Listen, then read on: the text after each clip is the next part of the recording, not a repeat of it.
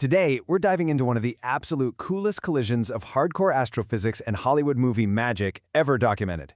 We are looking at the wild journey of theoretical physicist Kip Thorne, and how his really groundbreaking work didn't just inspire the movie Interstellar, but literally forged its narrative and visual DNA. This isn't just your standard making-of story, it's a look at what happens when the absolute frontiers of human understanding actually get brought to life on the silver screen. So let's jump right in. Now, you might expect a massive sci-fi epic to begin in a super high-tech lab, or maybe a secluded writer's room, right? Well, actually, scratch that. This story begins with a blind date. Seriously. Back in September 1980, the legendary Carl Sagan called up Kip Thorne to set him up. The date was with Linda Obst, a brilliant editor who had just moved to LA. And the setting? The world premiere of Sagan's television series, Cosmos, at the Griffith Observatory. Kip, who was a single dad and a totally dedicated theoretical physicist at the time, felt completely out of his element in this room full of Hollywood elites. He actually famously noted that he showed up wearing a baby blue tuxedo. As you can imagine, and as Kip himself admits, the romantic spark with Linda didn't exactly catch fire. But that serendipitous, slightly awkward meeting in 1980, it planted a major seed.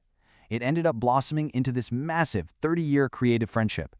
Linda went on to become an incredibly successful Hollywood producer, and Kip, of course, kept making giant strides in the physics world. Just two totally different people from completely different worlds, whose friendship would ultimately lead to the genesis of Interstellar. So, let's fast forward a bit. 25 years later, October 2005, Linda and Kip are having one of their regular catch-up dinners, and she pitches him this science fiction movie idea and basically asks him to help flesh it out. Well, over the next 4 months, through dinners, emails, endless phone calls, they literally brainstormed a universe. Wormholes, black holes, gravitational waves, the whole shebang. They whipped up this 8-page treatment at just breakneck speed. And the result? By March 2006, they are sitting in a conference room in Burbank successfully pitching this film to none other than Steven Spielberg. Section 1. Setting the ground rules. Okay, let's dive into this. Because when sitting down with Steven Spielberg, Kip wasn't about to be just some passive rubber stamp consultant. He wanted a rock-solid foundation for the movie's reality. So right out of the gate, in that very first meeting, he laid out 2 totally non-negotiable ground rules. Rule number 1, nothing in the film will violate firmly established laws of physics or our firmly established knowledge of the universe. And rule number 2, speculations, even the super wild ones about ill-understood physics, they had to spring from real science. They had to be ideas that respectable scientists regard as at least possible. And you know what? Spielberg bought in. This framework guaranteed that the blockbuster would be anchored in legitimate scientific theory, not just standard Hollywood fantasy. Section 2. The director's narrative collaborator. As happens in Hollywood, Spielberg eventually stepped away from the project, and it just sat in limbo for years until it was miraculously resurrected by director Christopher Nolan. And the dynamic between Nolan and Thorne was just truly something special. Taking a look at Nolan's own words from the foreword of Kip's book, he describes Kip's infectious enthusiasm and his total reluctance to just toss out half-formed opinions. Whenever Nolan threw these crazy narrative challenges at him, Kip's approach was always calm, measured, and above all, deeply scientific. I love this phrase, narrative collaborator. Kip didn't see himself as the science police, whose job was just to say no to Nolan's crazy ideas. When Nolan wrote himself into a corner, Kip didn't just shut him down. Instead, he would actively go scour scientific journals and academic papers to find creative, mathematically sound solutions to those exact story problems. It was a genuine partnership between story and science. Section 3. Tutoring Hollywood A-listers. Kip's collaborative vibe didn't just stop at the director's chair either. It's fascinating to look at his interactions with the film's megastar cast. They were actually super eager to understand the intense physics their characters were dealing with. Take Matthew McConaughey. He invited Kip up to his suite, and they spent 2 solid hours in this sprawling philosophical deep dive. McConaughey literally had these huge sheets of paper scattered squimmelwampus all over the floor, completely covered in notes on quantum physics, religion, the mysteries of the universe, just wild stuff. On the flip side, Anne Hathaway called Kip up and just hit him with these rapid-fire, intensely geeky questions.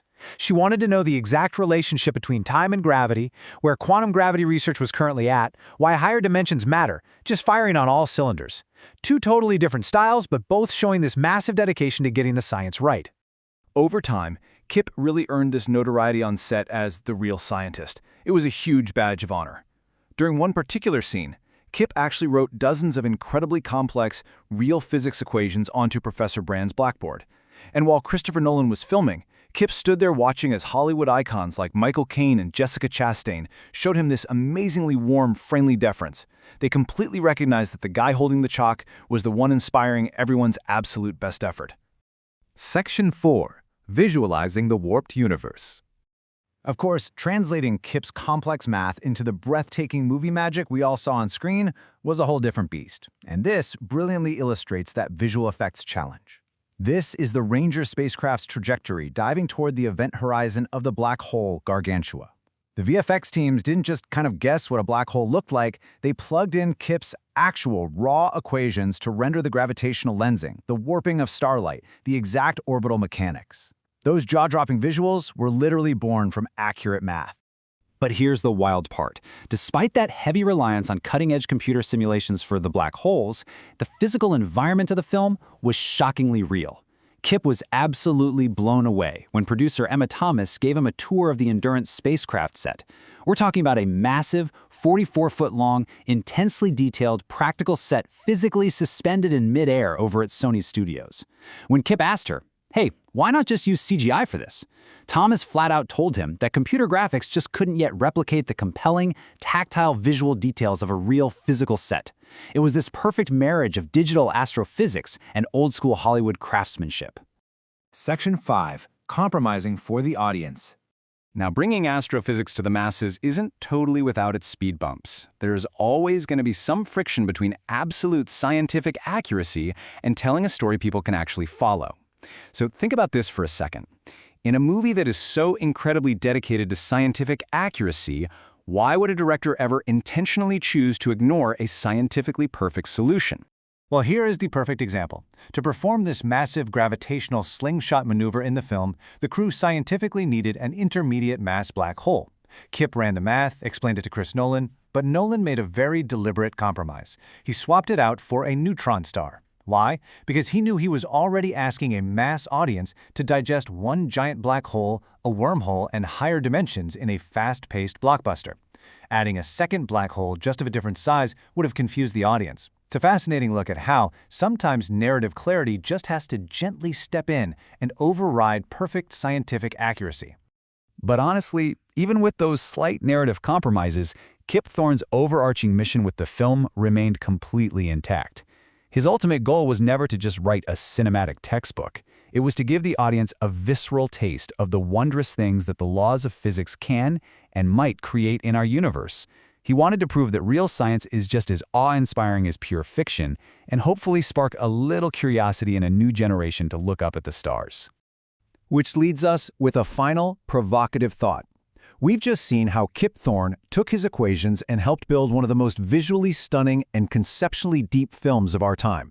So, if a theoretical physicist can effectively bend the massive, chaotic machine of Hollywood to respect the laws of quantum gravity, what other creative disciplines out there are just waiting to be completely transformed by a little scientific rigor?